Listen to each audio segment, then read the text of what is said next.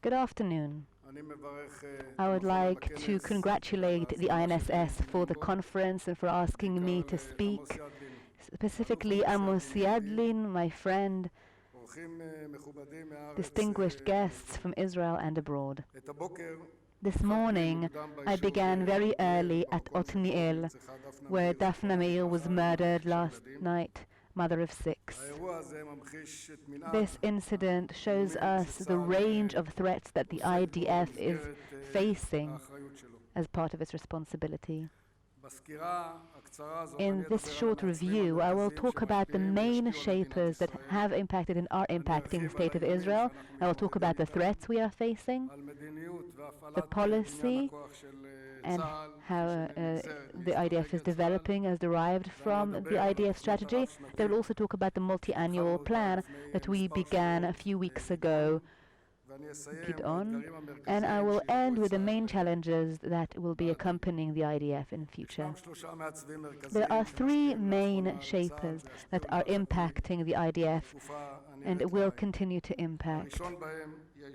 The first is the change of the environment, of the different surroundings when it comes to Iran, the signing of the deal. Yesterday, the sanctions were lifted. This event is a strategic turning point vis-à-vis a threat that used to be the IDF's main threat.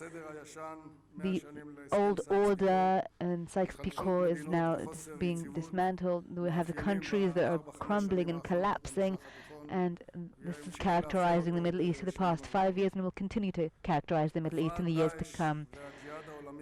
ISIS and world jihad has also made great changes in the Middle East. I tried to remember last night when I prepared my address, when was it that we started talking about Daesh or ISIS and the general staff? And there are people here who were very experienced and were engaged in this for a long time. And I think that maybe in the intelligence they talked about this and started engaging in this at the end of 2013, beginning of 2014, and look how far this phenomenon has expanded. The Sunni Shiite conflict that in recent days has peaked in the conflict between Iran and Saudi Arabia and the involvement of superpowers in the Middle East. Russia was involved in the first circle surrounding Israel until the Yom Kippur War, 1974 war. And the United States, to the best of my memory, was active in the first circle around Israel in 1958, for a short time in Lebanon in 1983, for a short time, but as an ongoing operation that leads to an achievement of defeating Daesh, ISIS. It's very important. Another impacting shaper is the internal surrounding, the internal environment that we are working in, the IDF's capabilities, its short-term capabilities, and we are very experienced over the last decade at how tactical incidents are developed into campaigns and even a war. 3 campaigns and 1 war that all began from tactical incidents. Such incidents, when I see the last 1 or 2 weeks, from what's been happening in Syria to the bomb that Hezbollah planted in the northern part of Israel, and the area of the Gaza Strip, and the terrorism that we have been encountering over the last 3-4 months in Judea and Samaria, we know where such tactical incidents can lead in this small gap between the tactical and strategic in Israel.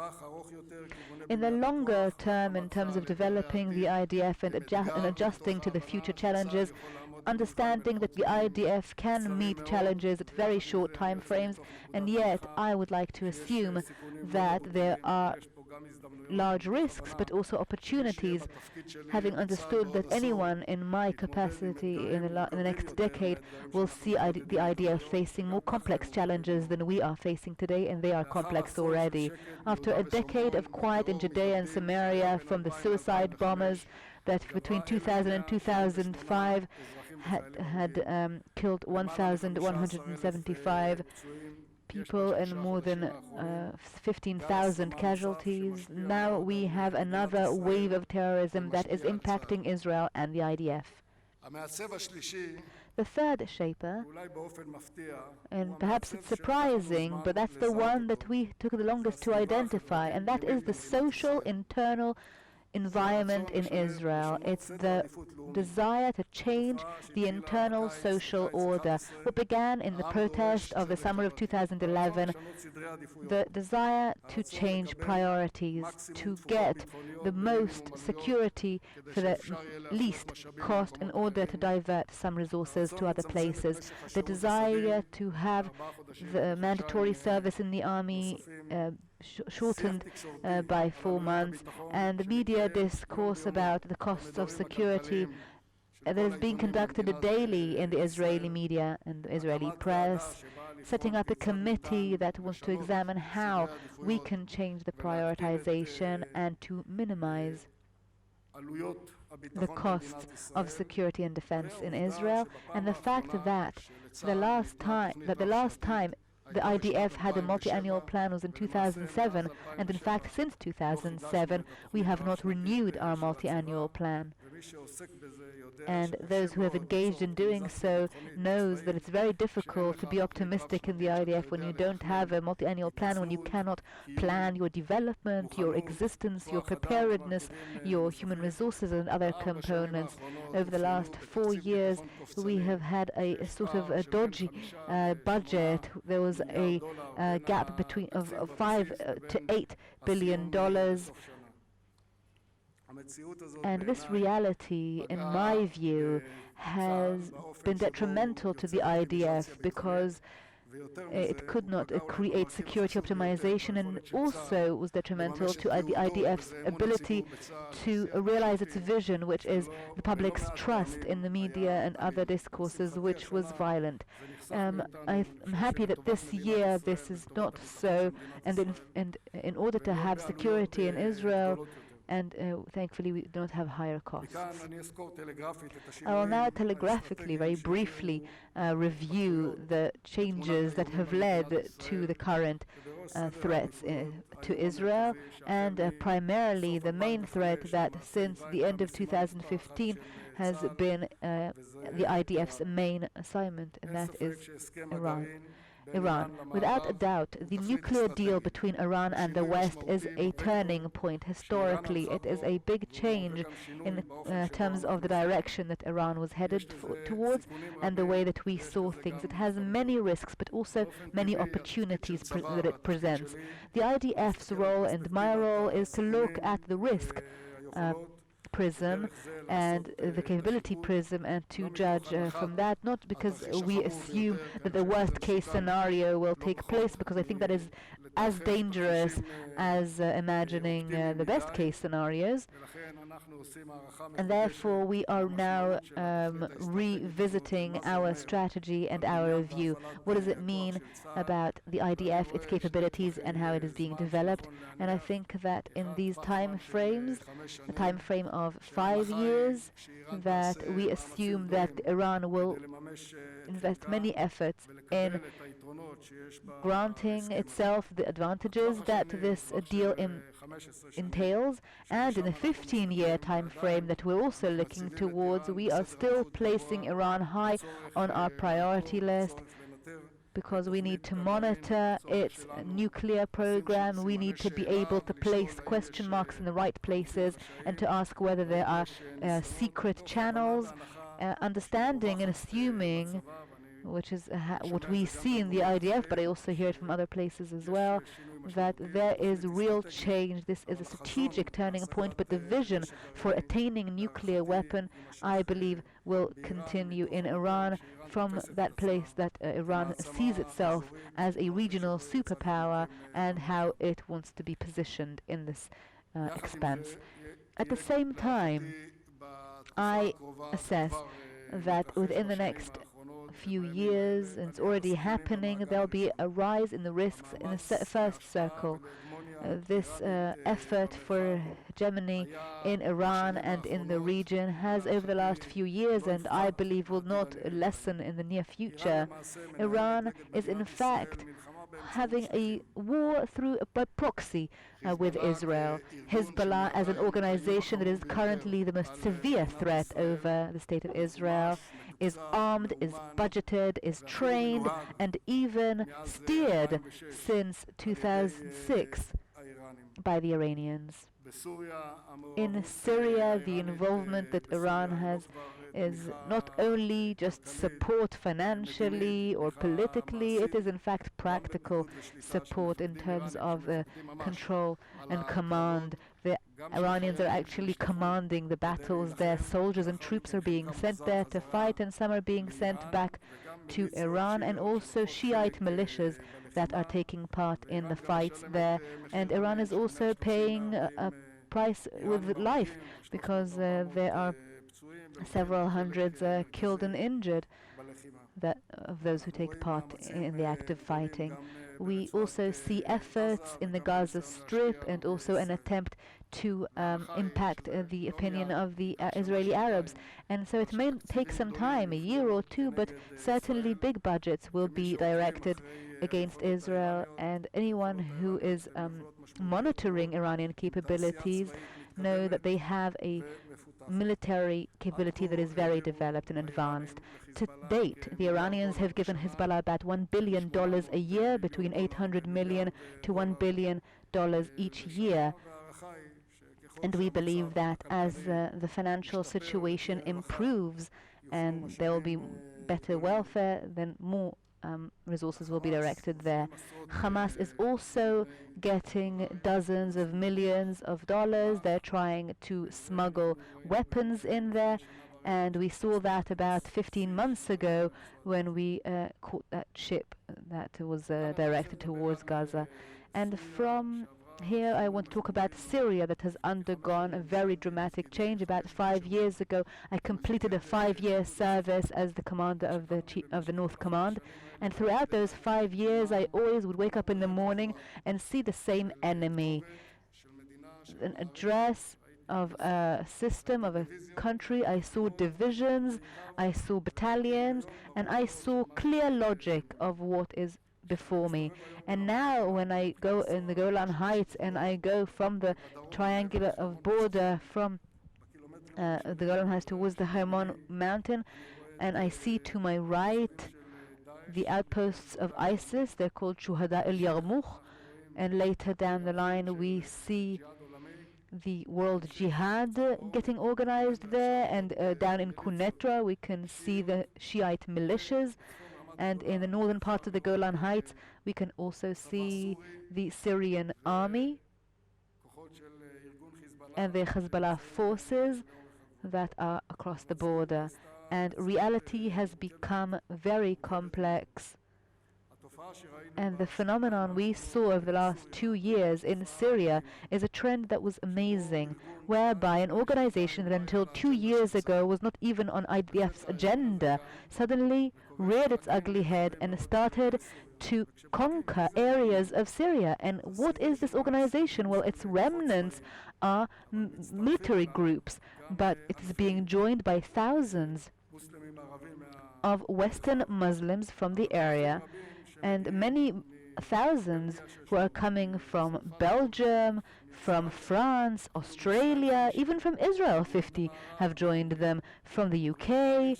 They are undergoing a training period of 5 to 6 weeks, indoctrination, basic training, and go out to fight and reach achievements that are really quite remarkable vis-a-vis proper armies. And what we saw in 2014 and 2015, whereby even though there is a substantial coalition being active in Syria, the effectiveness really belongs to these forces, which are not military per se. They cannot collect intelligence, they do not have an air force, they cannot carry out attacks that are organized. But this amazing trend is before us, and it means that it is not just an organization, not just a fighting spirit. And over the last couple of months we have seen a significant change in Syria. The success has been halted in some places, and as I see it, the Shiite-Sunni conflict and the conflict in Syria will continue for many years to come, despite the involvement of two superpowers, and I think they are the key to reaching some sort of arrangement and to the operational successes. But it is very difficult to reach achievements, because it is our experience that in our laboratory, where we have been facing challenges in the Gaza Strip and in Judea and Samaria, it took a very long time for us to say that we have subdued the suicide bombers. Around 2004 we said this terrorism is now defeated, but it took control of the population, control of the area, intelligence and many ground forces in order to close these loose ends. And successes against ISIS, to me, raise the possibility that we will also have the barrels of the guns facing us. And also because of their strategic logic, they are connecting Israel to Jordan. There is some logic there, and also because of the fact that the quiet expanse, the safe expanse, so to speak, is bordering on Israel and Jordan, which is where there are ISIS forces, there are world jihad, and they are living the day. They are fighting one another, but at the end of the day, they're not really experiencing what both organizations are experiencing within Syria. So if there is any place in the first circle around Israel where we might be able to defeat ISIS in the short time frame, it is in the Sinai Desert, where there is an organization that is called the Sinai District that is affiliated with ISIS and has about 600 to 1,000 troops, and it is there is control of the Egyptian army in the area, of the population, and there it is probably more reasonable to reach achievements in a short time frame. Beyond that, in Syria, I think we're heading towards a long period of I cannot see an arrangement that is sustainable, that can really stay true, even if we do manage to give ISIS a blow. I believe that the conflict with the Salafi groups and so forth will continue for a long time in Syria, and I do not see an effective organization in Syria that can really take control there. One of the points that is very problematic is the sympathy that the Palestinians are expressing towards ISIS. In the Gaza Strip, we are already seeing Salafi groups setting up. In fact, those who have been launching rockets over the last 12 months and have been trying to detonate bombs against the IDF are not Islamic Jihad. They are all ISIS. These are groups that are challenging Hamas, that are trying to escalate vis-à-vis Israel. In Judea and Samaria, there is sympathy to ISIS. Several weeks ago, a poll was published by the Shkaki Institute, whereby in Judea and Samaria and the Gaza Strip, ISIS are gaining the most support than any other Western country, between 15 to 16% of support, and that is a source of concern. The main rival the IDF has at this time is Hezbollah. That is our main rival. It is an organization that for many years, dozens of years, has been building a strategic idea that is very simple and is challenging the intelligence, aerial and ground superiority of the IDF, a deployment that is built on 240 towns and villages that are Shiite in the southern part of Lebanon. In each one of these villages, a defense system was set up, the one that is against tanks and so forth, and these 240 villages are in fact the operation that Hezbollah has set up for the day of battle, and the ability that has been developed from 10,000 missiles to almost 100,000 missiles. These villages are Shiite villages. They are the central focus of Hezbollah. They are Nasrallah's main target is to get to Shiite hegemony in Lebanon, and I think that poses a real threat because it limits the IDF's freedom of movement, because it is all deployed within a civil organization, within civil society, within villages, and Beyond that, the last decade has been very quiet in Lebanon, and Hezbollah knows very well what it means to have the situation deteriorate in the north, and this reality has changed a lot since 2006. And to date, in 2016, in terms of the intelligence ability and the IDF's capabilities, which have improved dramatically because we have engaged in the Palestinian theater. I think that Hezbollah, even though they are boasting once a week in their speeches, I think they still understand very deeply that the IDF has penetrated the organization, and Israel's intensity and force.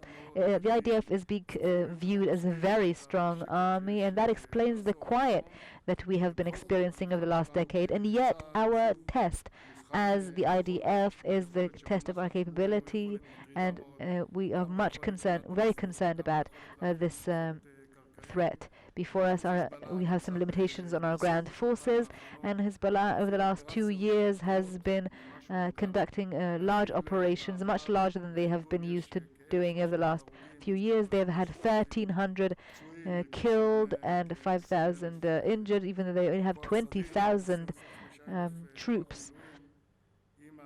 And these questions are being raised in Lebanon as far as the role that Hezbollah is playing. The Palestinian theater is the most disturbing for the short term. After a decade of relative quiet in the Gaza Strip and 3 rounds, in the West Bank and 3 rounds in the Gaza Strip, from October 1st, a wave of enticement and of escalation has begun. We are now taking these incidents and we're trying to put them into the past paradigms, but we are in fact facing a new situation. And as an army and as an intelligence organization, we need to understand the depth of the society of another country, of another people. Armies and intelligence units usually focus on 2 poles: the decision-making pole, and the other pole is the capability pole, and it's very difficult to really understand the deeper currents of the other side, and it's a big concern. This morning, the 101st attempt has taken place to stab a civilian. We see young people, young men, young women who just pick up a knife without any organizational affiliation. They wake up in the morning and they decide to stab someone, and last night we had a casualty, and also we paid a price again this morning. What we are seeing with ISIS, if ISIS is based on the Quran, the new media and the sword, then the Palestinian idea that was adopted and embraced by the youngsters is the Quran, fanaticism, new media, use of this website. Nowadays they don't go out to the streets, they do everything on social media, and the use of the sword in order to reach achievements. In the Gaza Strip, the reality is very complex. Protective edge lasted 51 days. It caused damage to both sides. On the Palestinian side, the damage was much greater. And since Protective Edge, it's been relatively quiet in the south. Many efforts have been made to rehabilitate Hamas in terms of the terror tunnels into Israel, to rehabilitate their capabilities of launching rockets into Israel. And yet 2015 was the quietest year since the 1970s. Over that year, not a single Israeli civilian was scratched, nor a soldier, and 23 rockets were launched into Israel, only into open areas. But here too, can be explosive, and there is huge intelligence and operational effort by Hamas, guided and aided by Iran. They are giving them dozens of millions of dollars. Many resources are directed to building capabilities against Israel rather than rehabilitating Gaza. And to conclude the intelligence picture, I would say that Israel has 4 circles of threat. In the short term, for 3-5 years, there are 2 circles of threat that will be going up and 2 circles of threat that will be going down. The 2 going up will be the sub-conventional threats, Hezbollah, ISIS, Islamic World Jihad, and to try and make their rockets and missiles more accurate, guerrilla forces, to take ideas that they see elsewhere, to adopt them, to make resonating terror attacks, where a simple attack of 6-8 people who take weapons and go out and perform a terrorist attack at the same time, and they'll be able to really get this terror spread across the country and make political achievements. The second threat that will be on the rise in the near future is the cyber threat, understanding that in this aspect, in this dimension, you can make achievements from afar, remote achievements, and we are doing our best and developing our forces against those threats. The 2 threats that will be going down are the conventional threat, divisions, battalions, air force. I don't see such a threat in the near future, even though the IDF is prepared against that as well. That is a threat that I believe will be going down. And another threat that will be going down in the next 3 to 5 years is the non-conventional threat, and that is for 2 reasons. First of all, the nuclear deal between Iran and the West, which means that this capability is going backwards. Dismantling some of the capabilities deepens control, and there is huge interest to maintain this over the next few years. The second reason is because the chemical weapons have been taken out of Syria, and in fact the chemical threat over Israel has ceased, and now the threat is perhaps to use these chemicals by organizations in the north. I would now like to go on to the policy of using force against threats. We know that there is a policy by the IDF. We have published a unclassified version to the public in order to explain the aims and the vision of the IDF, how to defend this country, how to ensure its existence, and how to defeat the enemy should a war be waged. There is another appendix that is classified, and this strategy was consolidated as a result of work carried out in previous years very intensively over the last 8 to 10 months. When I go over the capabilities of the IDF, and Amos Yadlin spoke about the strength of the IDF in relation to other armies in the Middle East, I think that we have a very high capability. We have supremacy in the air, we have intelligence, we have supremacy at sea, and also in the cyber. However, there's great complexity on land. We have supremacy on land vis-à-vis armies. This capability now is offset with the organizations that sit in all sorts of residential area and defend themselves through civilians with the subterranean capability. That's a great threat to us and other militaries. This reality of Hezbollah, Hamas, Daesh challenge the basic concepts of the IDF that served Israel for ages.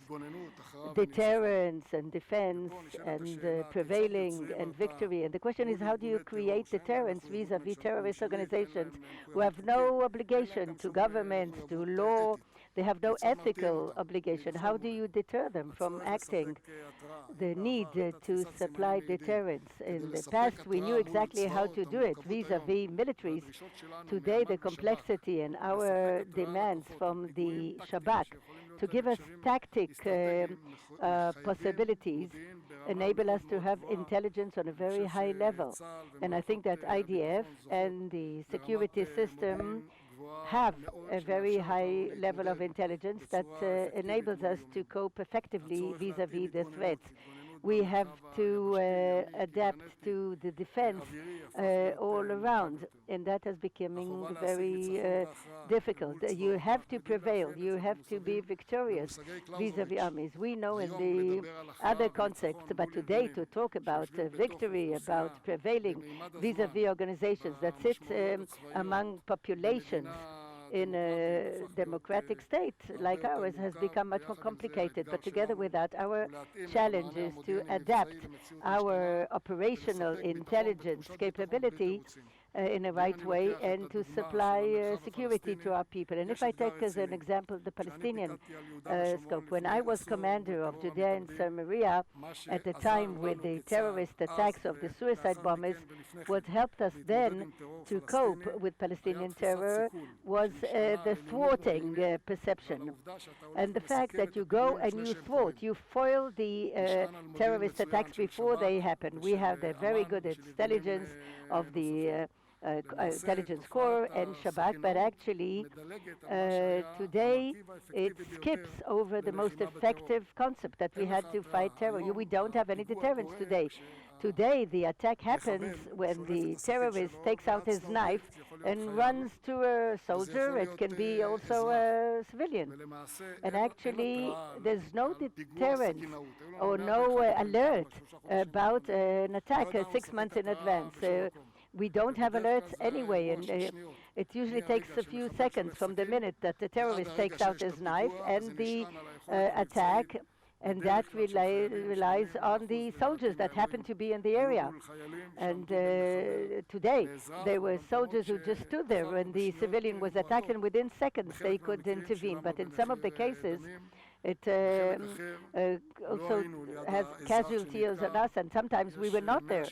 And there are 165 settlements in Judea and Samaria, 450,000 people, and that's a great operational challenge. But still, it's our duty as IDF to supply the sense of security, just as we did when it was against organizations. And now we have a civil policy which is expanded in spite of the terror. We insist to have a separation between terror and the population, and that on a daily basis people can go to work in the cities of Israel and in industrial areas in Judea and Samaria. 120,000 Palestinians who support 700,000 family members. And I think that's in Israel's interest. It restrains them, and it keeps the security agreement with the Palestinians. It's a mutual interest. The terror in Judea, Samaria has been going on for many years. We don't have to be a big strategist to understand it's going to take another few years. When we look back 15 years, we see that every year we had casualties and injured. We had years of 453 casualties, 3,000 injured, and in the best years we had 6 casualties and 250 injuries. And we want to reduce the successes of terror, to prevail wherever we are, and to have the IDF supply the sense of security and freedom of movement in the state of Israel, to make decision from a position of force and not under pressure. As for the other areas, if in the past we had that the army is one of two situations, either prepares for war or at war. But at the moment, this is not the reality. We're not preparing for war, and we're not at war. We're in a different situation where we hold a whole campaign with a different perception that relies on intelligence and a covert and overt possibilities to prevent the strengthening of our opponents, to try to weaken the enemies in a way that will not bring about acceleration. Together with exerting force that happens all year round, far from the eyes, usually in covert means, there's a great effort to improve the readiness of the IDF. We have a lot of experience, and we diverted our effort to fight terrorism, and we didn't create an intensive readiness campaign. There are no free lunches. IDF should be ready for anything, for explosions, for accelerations, and we have to prioritize this readiness. This is on the highest order of priorities of the IDF in order to realize the responsibility. You cannot rely on what we had in the past and to create a plan which is called expensive time. We have to prepare the operations in a way that IDF should be ready in very short notice for explosions and to be ready to attack them. And we learned that you cannot rely on deterrence as we used to in the past. This is true to date, and it's been true for the last 10 years in Lebanon, but it can change tomorrow morning. And therefore, our test as the IDF is again the test of capability. Together with the policy of exerting force, we also held in the last year and a half a very important progress in order to consolidate our means of fighting. This was a multi-annual program after the last operation to strengthen the capability of the IDF. And since then, we didn't have a multi-annual plan, which got the name Gidon, is now embarking upon its way this year. And the idea basically is to reduce the army and to focus the IDF on the core issues, to improve its readiness, training, stocks, and to prioritize that over the other things while managing risks and fighting terror.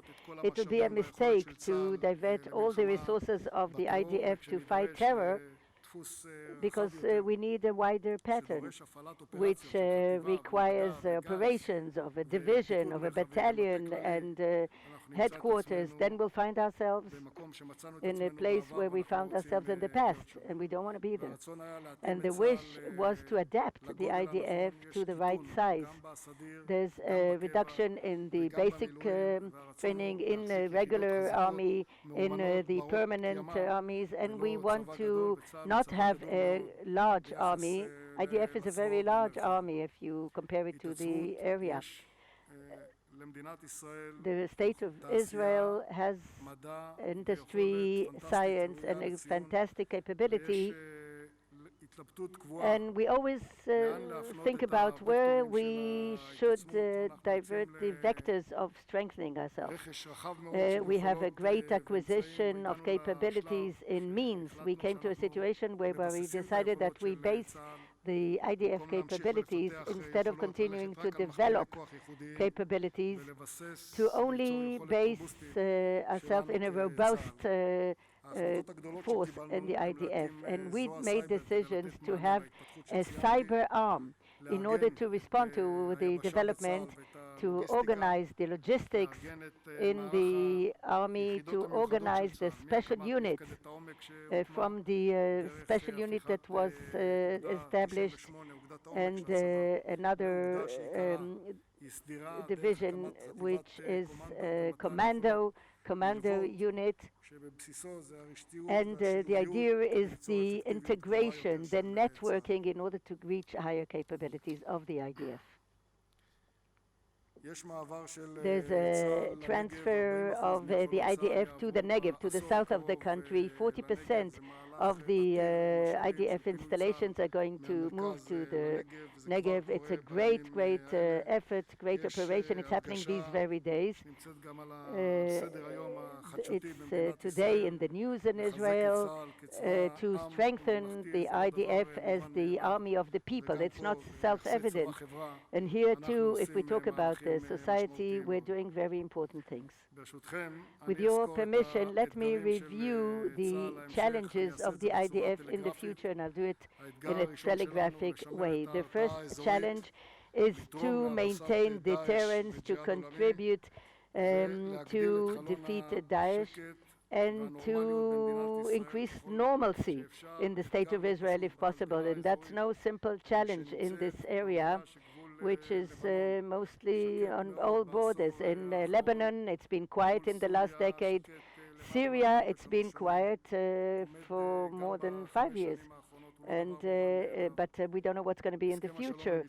The peace agreement with Egypt and with Jordan and the volatility in the Palestinian theater, that's also a great challenge. The second challenge is to strengthen the multi-dimensional capability of the IDF in the air, by sea, and on land, the defense and maneuvering in order to defend the state of Israel on a daily basis, but also at war, capable to be actively defending the citizens of the state of Israel, to give them the most response in the sophisticated in the world. It's a very important thing. We have to strengthen the defense on assets that are at sea, from battleships that can do it, and the cyber dimension. There's a great effort to maintain and strengthen the intelligence parallel with our land capability in order to face the challenges in the residential areas, both in Lebanon and in the Gaza Strip. We want to integrate the forces, and we understand today that we have to work together with the Shabak and the Mossad and other organizations as doubling our forces. A great challenge to maintain the security in the Gaza Strip and to have a response to the underground tunnels, and I think this is the height of the priority of the army. Another challenge to maintain the sense of security in Judea and Samaria vis-à-vis this escalation, to fight terror on the one hand in a very creative way, in a new way that can respond to this challenge of the knife terror that we are faced with, and on the other hand also to maintain some sense of hope and capability for the Palestinian population to live its life and to support their family. It will be a grave mistake to start holding closures and curfews because it's going to go against Israeli interest. Another interest is to continue to maintain our deterrence in the north, both the World Jihad and Daesh, ISIS, vis-à-vis Iranian forces with the Shiite militia, which they did operate in the first half of 2015, and also to maintain the deterrence and the image and capability of IDF as an unpredictable enemy that can react in a very severe way. Also to maintain the agreements with Egypt and Jordan. They're always on a high priority. And from here, I want to conclude towards the next panel that I understand that is going to happen very soon. And the question is whether the IDF is preparing to the challenges.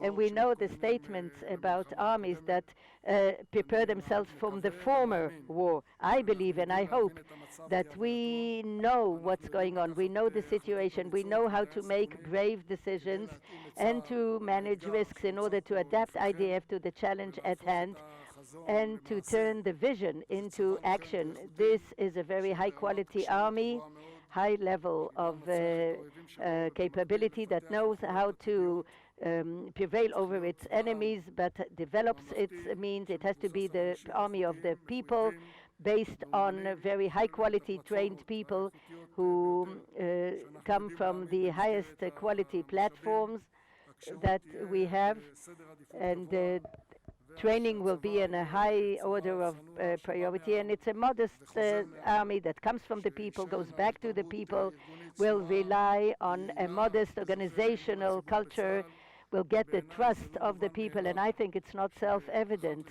that once a year the Institute for Democracy and Sderot hold a poll regarding the Israeli society in the IDF, and I think that the IDF gets the highest trust of the Israeli people, and I think this is an asset that we should develop and maintain. And to conclude, we are in a period of risks, a period of opportunities. that we must maintain the assets of Israel in the area as a democratic state, an island of stability, a very high-level army, science, and vis-à-vis risks that we have to prepare for and manage them properly. And I believe that doing it in an educated way to manage risk. Without it, it will be very difficult to jump ahead and to make a revolution rather than evolution. If we want to make a revolution, we have to manage the risk in a very educated way to be ready for challenges. And IDF, as far as I know, if we talk about the multi-annual plan, is going in that direction. We can see that also in the strategy that was published and also in the Gidon plan that I mentioned before. I thank you for your attention and I wish you a continuous, very successful conference.